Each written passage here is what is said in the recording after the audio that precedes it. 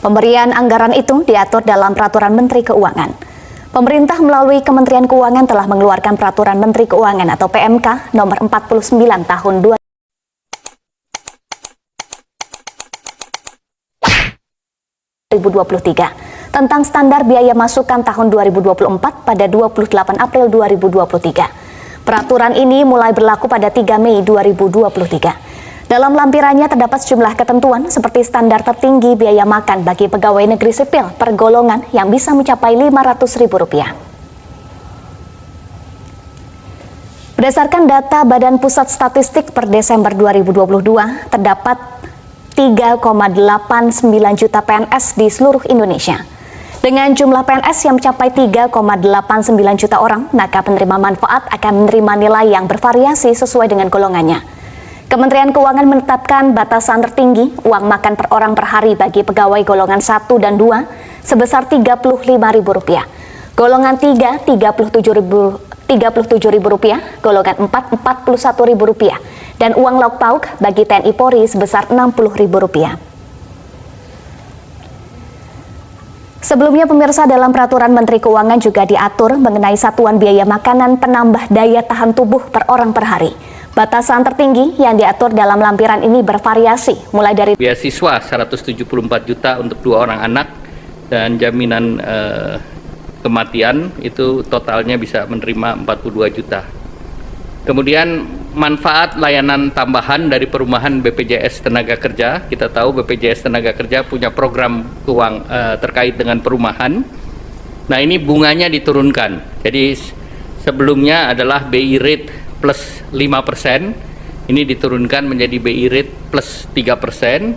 Kemudian untuk penerima manfaat di mana itu bisa untuk menyicil rumah, bisa untuk down payment, dan juga untuk para developer yang tadinya BI rate plus 6 diturunkan juga menjadi 4%. Ini seluruhnya dengan juga relaksasi slick dari OJK.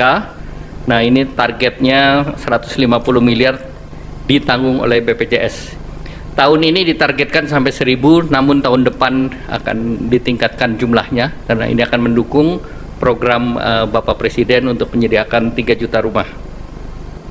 Kemudian percepatan deregulasi PP 28, yaitu integrasi sistem kementerian lembaga dan juga rencana daerah tata ruang RDTR ke OSS. Nah, ini akan didorong jumlah daerahnya tadi ditingkatkan bukan 50 tetapi ini 50 kabupaten kota, namun daerahnya menjadi 170 sekian kecamatan dan diharapkan tahun depan juga bisa ditambahkan. Dan untuk RDTR itu disediakan dana 3,5 miliar per RDTR, di mana dari Badan Geologi Informasi Geospasial akan menyiapkan data sehingga nanti OSS punya fiktif positif untuk 20 hari kerja. Sehingga kalau ini tidak selesai maka otomatis akan berlaku, dan itu kebutuhan dananya diperkirakan sekitar 1 triliun. Kemudian pilot project beberapa program di kota-kota besar.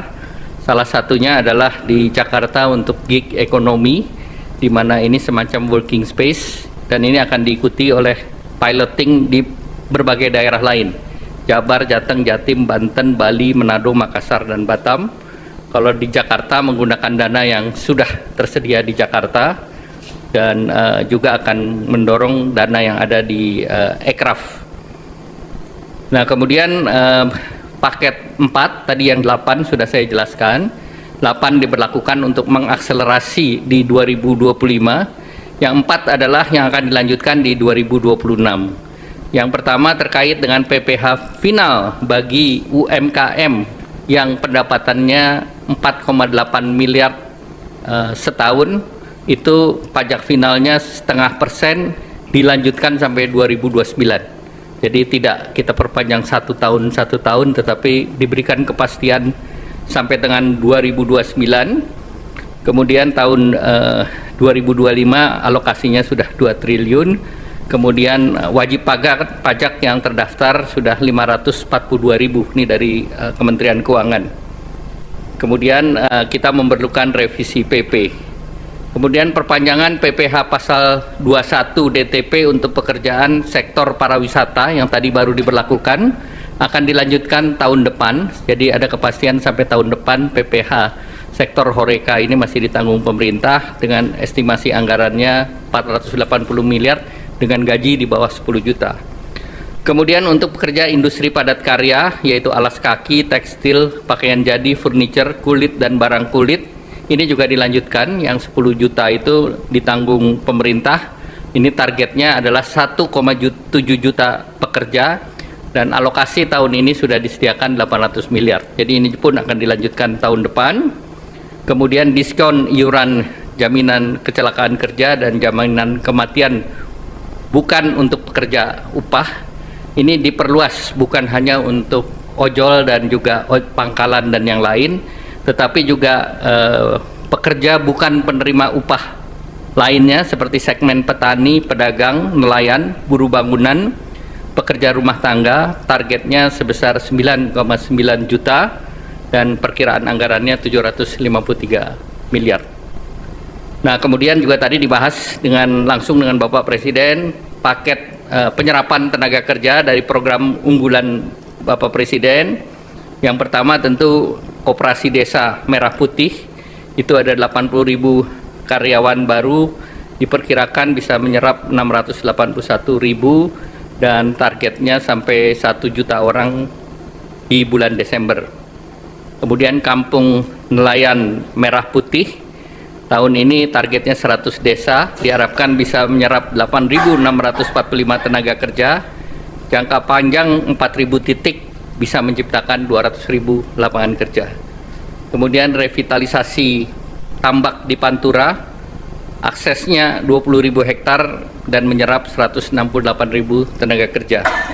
Kemudian program modernisasi kapal, ini ada 1.000 kapal nelayan, ini diperkirakan bisa menciptakan 200.000 lapangan kerja baru, dan juga ada kapal 30 GT, 150 GT, dan unitnya untuk KN Koperasi Merah Putih 30 GT 1000 unit, 150 GT 200 unit, 200 GT 200 unit, 300 GT 170 unit, 600 GT 10 unit, 2000 GT 2 unit untuk pelaku usaha existing BUMN atau Jaladri. Kemudian program perkebunan rakyat itu penanaman kembali 870.000 hektar oleh